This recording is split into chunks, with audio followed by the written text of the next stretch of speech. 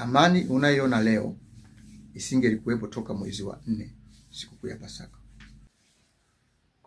Katika sikukuu ya Pasaka, tarehe 20 mwezi wa 4, walipanga kumtoa kafara Tundu Lissu ili wapate kushinda, wamtoe sadaka.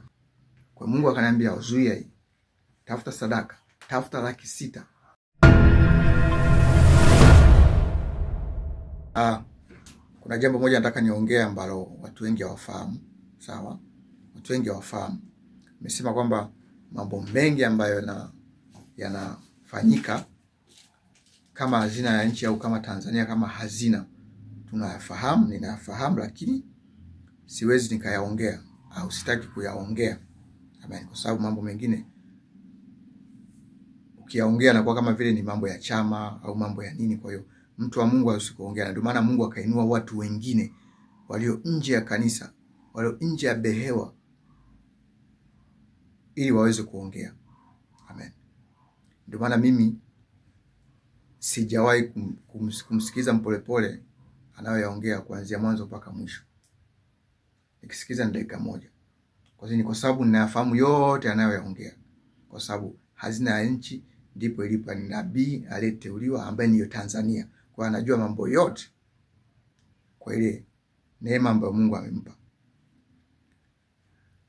Kuna mengine ambayo watu hawajui na kuna mengine ambayo ameyaongea.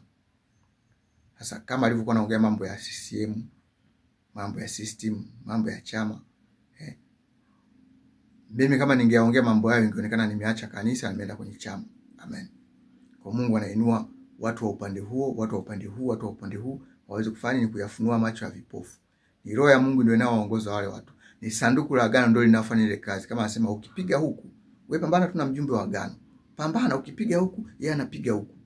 Amen. Kama vile wewe Mungu wenu wa kuzimu anayetuma watu mbalimbali kufanya kazi ya kishetani bila wao kujua. Na ndivyo hivyo Mungu anatuma watu tarumbeta kufanya kazi ya Mungu, kupaza sauti.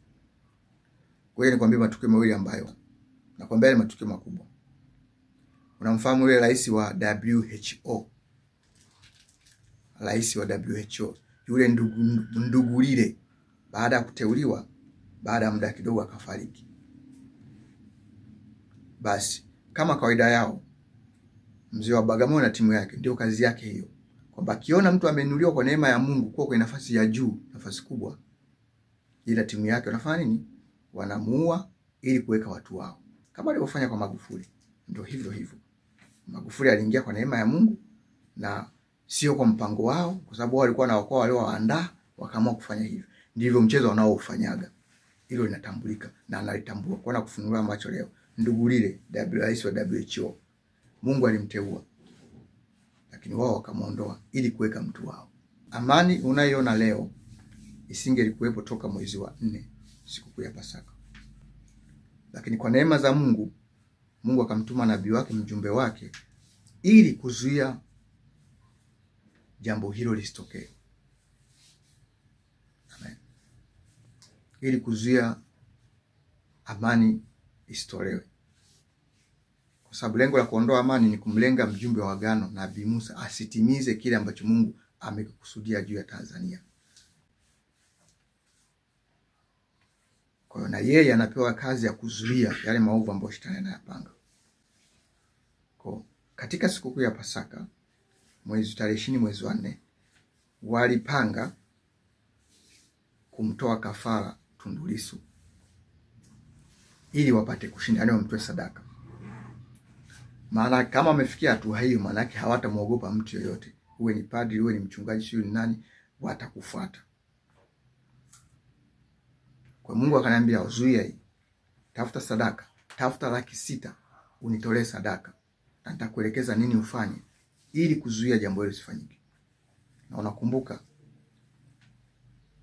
kuanzia tarehe 17, tarehe 16, siku 3 au siku 4 nyuma kabla siku ya Pasaka, Lissu alihamishwa gereza na ikawa haijulikani ameenda wapi.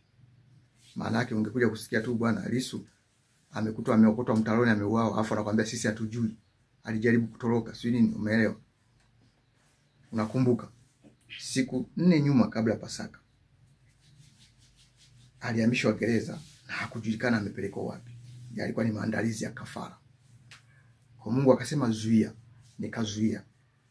Yeye mnapoambiwa nendeni kwa mjumbe wa agano, toeni sadaka zenu, pelekeni, jengeni hekalu, fanyeni hivi, mnafikiri kwamba sadaka zenu na nabii anakula. Hamjui mambo mangapi ambayo anaelekezwa na Mungu yafanya kupitia hizo sadaka zenu. Je, akiwa hana pesa anafanyaje? Sasa Mungu anawaambia toa 600,000 ili kuokoa hili jambo. Na watu wamekataa kutoa sadaka zao. Mimi nafanyaje? Inabidi nianze kuomba au nianze kukopa. Nikope kwa sababu najua, au niuze nilicho nacho kwa sababu najua nilicho nacho ni kidogo kuliko kile ambacho kinataka kutokea. Au nilicho nacho hakitaweza kunisaidia. Amen. Kwa hiyo nikafanya hivyo kuzuia. Na ndio maana unaona kuanzia sasa hivi unaona majaribu mengi yamejaribiwa. Mara mnasikia wajumbe wa sumu, sijui mara gerezani sijui kuna watu wanataka kumpa sumu. Yote mnasikia na mpaka leo hajafanya nini? Hayajasimama na wala yani yanajaribiwa yote yanashindikana. Kwa sababu gani? Mjumbe wa agano alishafanya kuzuia hiyo mauti. Kwa maelekezo ya Mungu aliyempa Mungu. Na unakumbuka niliwaambia yale majaribio yote ya Ibrahim Traore mnayoyaona anayagundua na kuyafahamu. Sio kwa nguvu zake, ni kwa nguvu za Mungu. Yani ni madhabahu hii ndio inafanya kazi. Mimi ninajua kitu ambacho kimefanyika kwenye madhabahu hii kuhusu yeye. Yapo yeye anaweza asijue, sawa? Na wewe haujui, ndio maana nakuja kukuambia. Kwa sababu nisipokuambia mimi ambaye ninashughulikia hivyo vitu, ni nani atakayekuambia?